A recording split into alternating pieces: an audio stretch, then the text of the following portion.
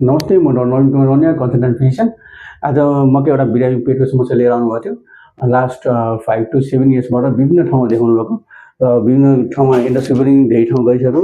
इन्डस्ट्रीमा चाहिँ पटक पटक ग्यास्ट्रिक अल्सर, ड्युडेनम अल्सर भन्ने डायग्नोसिस गरेर अल्सर औषधि खानुभएको। अल्सर औषधि खाँदा पनि उहाँको यो इन्डस्ट्री पनि धेरैवटा रिपोर्ट छ यहाँ है। अनि पेट दुखाइ चाहिँ कम नभएको। अब पेट नभएपछि अहिले हामी कहाँ आउनुभएको छ।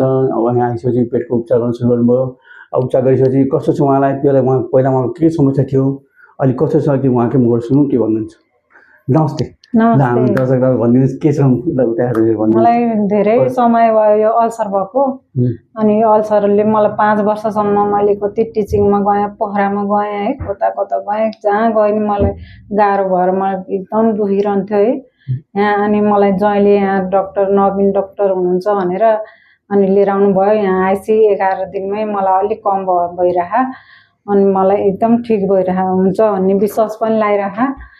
अनि पहिला के हुन्थ्यो, पहिला गाह्रो के हुन्थ्यो, पेट दुख्ने अनि यो हात गोडा झन्झनाएर एकदम आत्तिएर राति त एकदम गाह्रो भएर उ गर्ने के आत्तिएर उठ्ने कि म त निन्द्रामा अनि त्यस्तो हुन्थ्यो। अनि ढाडहरू पोल्ने समस्याहरू थियो, पेट दुख्ने। अहिले चाहिँ त्यो अलिक कम भएर गइरह। अब पेट फुल्ने पनि हुन्छ होला, पेट फुल्ने, ग्यास बढ्ने, ढ्याउढ्याउ आउने, अमिलो पानी आउने त्यस्तो हुन्थ्यो।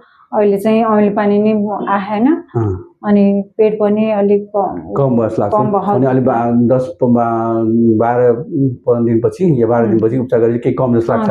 केही कम भयो के यहाँ 12 दिनसम्म औषधि उपचार गरेपछि कम भयो। न त 5-7 वर्ष जति उपचार गर्यो केही भएन, कहीँ घर सन्चै भएन के मलाई यहाँ आएपछि अलिक कम। खुसी हुनुहुन्छ? खुसी छु। धन्यवाद। ल डाक्टर, धन्यवाद।